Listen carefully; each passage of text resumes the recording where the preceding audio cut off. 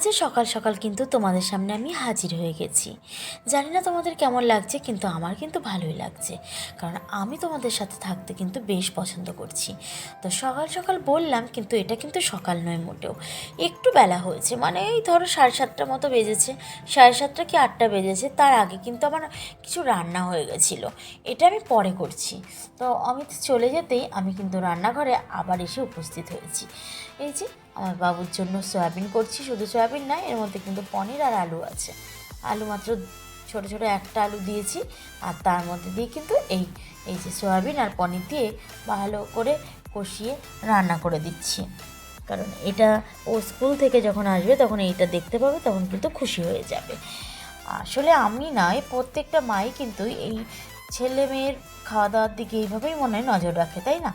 তো দেখো, আমি কিন্তু সেই কালো কড়াইটা নিয়ে হাজির হয়ে গেছি। আমি জানি কেউ কেউ হাসছে আমাকে দেখে, কিন্তু হাসলেও আমার কিছু করার নেই এখন। আমাকে একজন বলেছে আমি নাকি ফাঁকিবাজ, ওই জন্য আমি এই কালো কড়াইটা ব্যবহার করি। মানে সত্যি কথাটা কিন্তু সত্যিই বলেছে। কারণ কি, অন্য অন্য কড়াই ব্যবহার করলে যে কষ্টটা করতে হয় মাজার সময়, এই কালো কড়াইটার ওপর কিন্তু সেই কষ্টটা করতে হয় না। কারণ কালো কড়াইতে অলরেডি এমনিতেই কালো হয়ে গেছে, কিন্তু যেই ফর্সা ফর্সা কড়াইগুলো নিয়ে আমি বসাবো, তখন কিন্তু যদি তেল গড়িয়ে পড়ে, তাহলে তো উঠাতে যে কী কষ্ট হবে সেটা তো বুঝতেই পেরেছিলে আগের দিনের ভিডিও দেখে, তাই না? তো আমি কিন্তু টুকটুক করে এদিকে মাজা ধোয়া করছি, আর ওইদিকে কিন্তু তরকারিও হচ্ছে। আসলে সমস্ত কাজ যেহেতু আমাকে একাই করতে হচ্ছে এখন বাড়িতে, কারণ আমার শাশুড়ি মায়ের তো শরীর খারাপ, তো সেই কাজগুলো তো আমাকেই করতে হচ্ছে না। শ্বশুরমশাইকে মাথায় জল দিয়ে দেওয়া, গা মুছিয়ে দেওয়া, সমস্ত কিছু আমি করে থাকছি। তাই জন্য হয়তো এই মাছগুলো ফ্রিজে জমে আছে, না হলে হয়তো তার আগেই খাওয়া হয়ে যেত। তো ঠিক আছে, জমে আছে থাক, পরে না হয় এগুলো গোছানো যাবে। এবারে দেখো, মাছগুলো পুরো বরফে পরিণত হয়ে গেছিলো। সেই মাছগুলো অনেকক্ষণ আগে কিন্তু আমি জল দিয়ে রেখেছিলাম। তো আজকে আর রাখা যাবে না, যা আছে সমস্ত কিছু কিন্তু রান্না করে ফেলতে হবে। তো এখন জল দিয়ে ভিজিয়ে রাখছি, পরে গিয়ে যা করব ভাবা যাবে। এইবারে আমার ছেলেও কিন্তু চলে গেছে স্কুলে, তো ওকে স্কুলে দিয়ে এসে আমি কিন্তু পরবর্তী কাজগুলো করে নিচ্ছি। পরবর্তী কাজ বলে রান্নার কাজটা কিন্তু আমি আগে সারবো, তারপরে অন্য কাজ, ঘর গোছানো বলো আর স্নান করা, সমস্ত কিছু কিন্তু আমি পরে করবো। আগে রান্নাটা করে নিই, তারপরে। আর এবার রান্না কমপ্লিট কিন্তু আমার হয়ে গেছে, অলরেডি ডান রান্না। এইবারে আমি এসেছি আমার ঘরের বিছানা গোছাতে। এই বিছানা কিন্তু আমি এত দিন ধরে ফেলে রাখি না কোনো দিনও, কিন্তু এখন ফেলতে হচ্ছে, সময়ের সঙ্গে আর পেরে উঠছি না।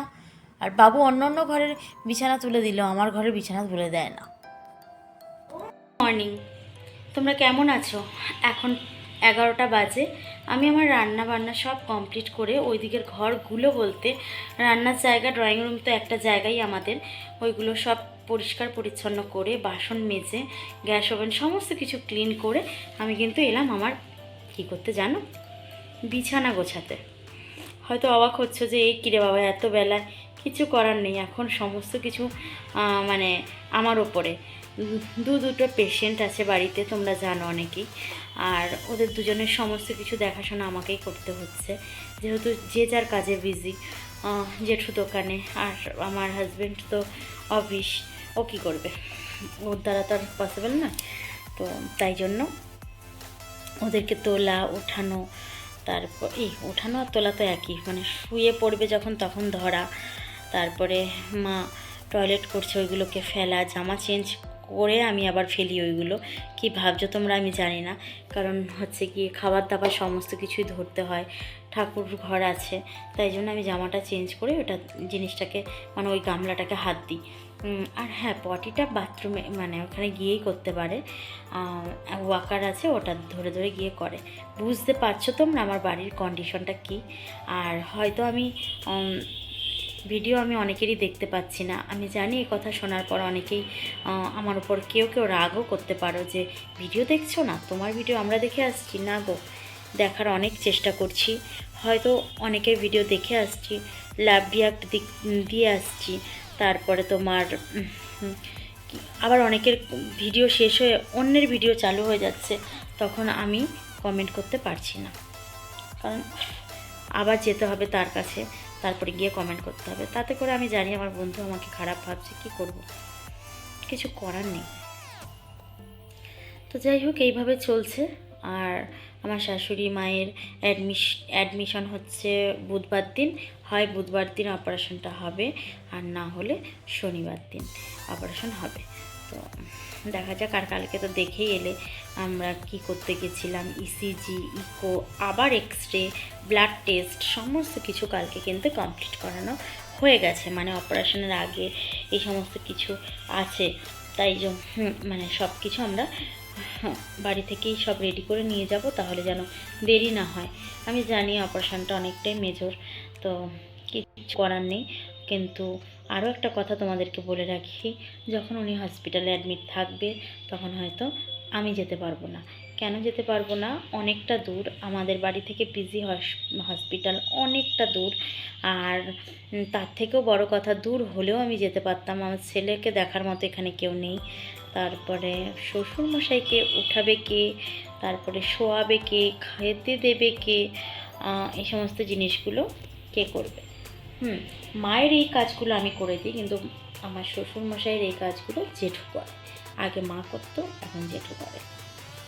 আমার শ্বশুরমশাই তো মানে এক পা হাঁটতেও পারে না। জানি না ভগবান কি করবে, কোন খেলায় মাতিয়েছে আমাদেরকে ভগবান জানি না। হয়তো কোনো দোষ ছিল, ভগবানকে আমি দোষ দিচ্ছি না, দোষ হচ্ছে আমাদের। কারণ আমরা তেমন কোনো রাস্তা করে রেখেছিলাম যে আজকে এই দিনটা আমাদেরকে দেখতে হচ্ছে। তো কিছু করার নেই। তোমাদের হয়তো আমার কথাগুলো শুনতে খারাপ লাগছে যে কি প্যান প্যান করছে। না গো, এগুলো তো আমি ডেইলি লাইফস্টাইল যেহেতু দেখাই তোমাদের, আর এই লাইফস্টাইলগুলোই আমার এখন হয়ে চলেছে, তাই জন্য তোমাদেরকে এটা বলা। চলো, অনেক কিছু বলা হয়ে গেছে, এইবার আমার বিছানাকে আমার গোছাতে হবে। তারপরে বিছানাটা গুছিয়ে সিঁড়িগুলো ঝাড় দিই। কত পটাপট করে বলে দিচ্ছি না, সিঁড়িগুলো ঝাড় দেবো, এটা করব সেটা করব। এখনও সামনের রুমগুলো আমি সকালবেলা একবার ঝাড় দিয়ে দিয়েছি, কিন্তু স্নান করতে যাওয়ার আগে ভাবছি আরও একবার ঝাড় দেবো, দিয়ে ব্যালকনিটাকে ঝাড় দিয়ে ফেলে দিয়ে তারপরে আমি স্নান করে পুজো দেবো। পুজো দিতে হোক না একটু দেরি, ঠাকুর তো সব কিছুই জানে, তাই না? তো চলো দেখতে থাকো কী কী করি।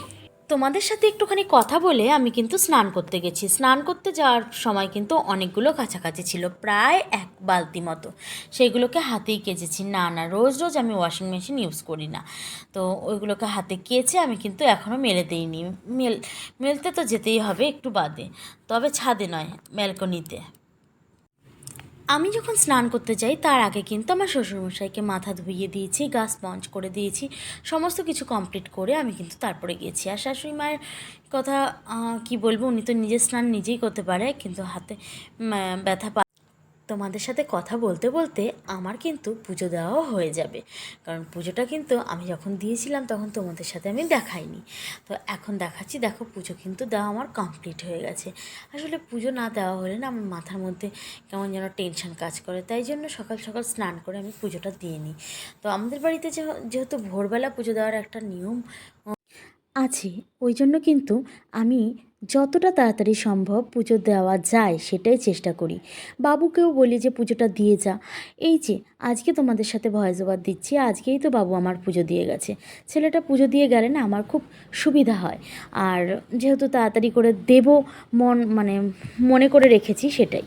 আর দেখো, এই পুঁইশাকগুলো কিন্তু আগেই আনা ছিল, কিন্তু কাটা আর হয়ে উঠতে পারিনি বলতে আমার কাছে সময় ছিল না, ওই জন্য আজকে সন্ধ্যাবেলা কিন্তু এগুলো কেটে নিচ্ছি, যাতে করে কালকে রান্না করে সবার সামনে দিতে পারি, ওই জন্যই। তো দেখো কেমন হয়েছে। সত্যি, আগের দিন যদি তরকারি, সবজি, এই সমস্ত জিনিস যদি কেটে রাখা হয়, পরের দিন সকালবেলা কিন্তু রান্নাটা কিন্তু একটু ইজি হয়ে যায়, তাই না? তাই জন্য কিন্তু আজকে আর কোনো কথা না শুনে, কোনো কথা না ভেবে আমি কিন্তু কাটাকুটি করতে চলে এসেছি। শুধুমাত্র এই শাকটাই কেটে রাখবো, আর বাদবাকি জিনিস আমি পরে দেখে নিচ্ছি। তো যাই হোক, আমি কিন্তু এবারে চলে এসেছি পড়ার ঘরে। দেখো, বাবুর বাংলা বই আর অন্য অন্য বই, কি এই যে কদিন আগে বই নিলাম, ঘটা করে মলাট লাগালাম, কি লাভটা হলো? মাঝখান থেকে এমনভাবে ছিঁড়ছে না, প্রত্যেকটা পাতা উঠে আসছে। তাই জন্য একটুখানি বুদ্ধি খাটাচ্ছি ওইখানটায়, কি করে কি করা যায়। তাই জন্য কিন্তু আমি ওখানে বুদ্ধি লাগিয়ে নিলাম। তো যাই হোক, একটু একটু বুদ্ধি না করলেও আবার হয় না, তাই না? তো ভালো করে খাতাটার মধ্যে আমি, এই খাতা বলছি কেন, বইটার মধ্যে আমি আঠা লাগিয়ে তার মধ্যে আবার একটা ব্যান্ডেজ করে দিয়েছি, যাতে করে ওই পেজগুলো না ছুটে ছুটে কোথাও চলে যায়। তো যাই হোক, এটা ভালো হলেই ভালো, কারণ কি, বাবু তো বাচ্চা মানুষ না, এই বইগুলো দিয়েও ভালো মানে পড়ছে না। যখন ইন্টারেস্ট পাবে তখন কিন্তু অবশ্যই পড়বে বলে আমার মনে হয়। কথা বলতে বলতে মলাট লাগাতে লাগাতে, মলাট নয়, বইয়ের মাঝখানে আঠা লাগাতে লাগাতে আমি কিন্তু প্রায় শেষ প্রান্তে এসে উপস্থিত হয়ে গেছি। আর শেষ প্রান্তে এসে একটা কথা তোমাদের কাছে আমি আরও একবার রিকোয়েস্ট করতে চাই, তোমরা অনেকেই আমার এই নতুন ছোট্ট পরিবারে কিন্তু অংশগ্রহণ করেছো। হয়তো সবার কাছে আমি গিয়ে এখনও উঠতে পারিনি, তাহলে তোমরা যদি আমাকে এই মুহূর্তে শুনে থাকো আর আমি যদি তোমাদের কাছে এখনও পর্যন্ত না গিয়ে থাকি, তাহলে একটু হেল্প করবে। দিদি, বোন, যেই আসো না কেন, দাদা, ভাই, তোমরা যদি আমার কমিউনিটিতে একটা লেটার দিয়ে রাখো, তাহলে কিন্তু আমি পৌঁছে যাব তোমাদের কাছে। তোমাদের ঘরের একজন অতিথি বলো, ঘরের মানুষ বলো, সেই হয়ে কিন্তু তোমার পাশে আমি থেকে যাব। তো যাই হোক, আজকের মতো এই পর্যন্তই। আবার দেখা হবে অন্য একটা নতুন ভিডিওর সাথে। ততক্ষণের জন্য টাটা।